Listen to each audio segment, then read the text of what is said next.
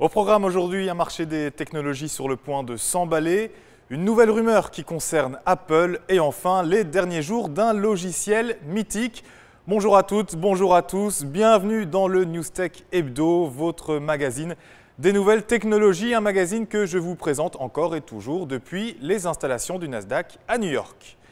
Cette semaine, aux États-Unis, a débuté le fameux bal des publications, une période pendant laquelle chaque société du Dow Jones et du Nasdaq dévoile son chiffre d'affaires trimestriel, un bal auquel forcément participera Nokia. Eh bien Nokia, cette semaine, a publié non pas encore ses résultats, mais des estimations de ces résultats, et elles sont excellentes. Entre octobre et décembre, autrement dit pour le quatrième trimestre de 2012, eh bien Nokia a réduit ses coûts d'exploitation tout en augmentant le nombre de ses ventes, des ventes qui atteignent les 60 millions de produits, des ventes notamment boostées par le Lumia, le dernier smartphone de Nokia.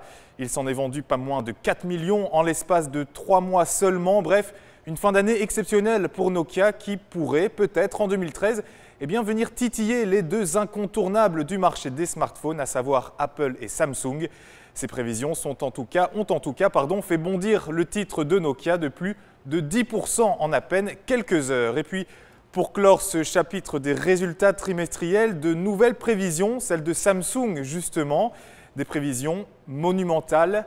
En un an, le Sud-Coréen affirme avoir gonflé son chiffre d'affaires de près de 89% avec, pour le seul dernier trimestre, des rentrées estimées à 6,3 milliards de dollars. C'est pas mal. En novembre, je vous parlais de cette possibilité de voir Windows Messenger peu à peu remplacé par un nouveau logiciel, un logiciel du groupe Skype.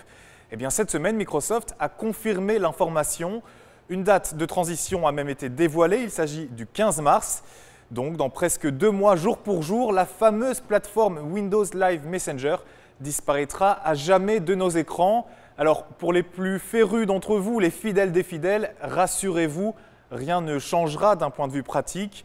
Même identifiant, même mot de passe, même manière de discuter en ligne. Seule l'interface évoluera quelque peu avec, d'après Microsoft, de nouvelles petites applications. Une semaine après ces rumeurs sur un possible iPhone 6, revoilà Apple sur le grill.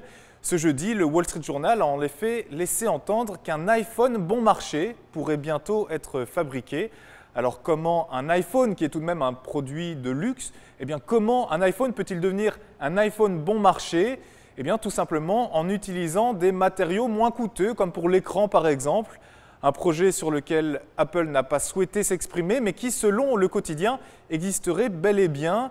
Il pourrait d'ailleurs voir le jour dès la fin de cette année 2013, à surveiller donc de très près. Voilà, c'est sur ce petit mystère signé Apple que l'on se quitte. Newstech Hebdo s'en est terminé pour cette semaine, mais pas de panique, on se retrouve bien évidemment dans plus ou moins 7 jours pour un nouveau numéro, toujours avec New York Financial Press, encore une fois depuis Times Square à New York. D'ici là, passez une excellente semaine et surtout, portez-vous bien. Salut!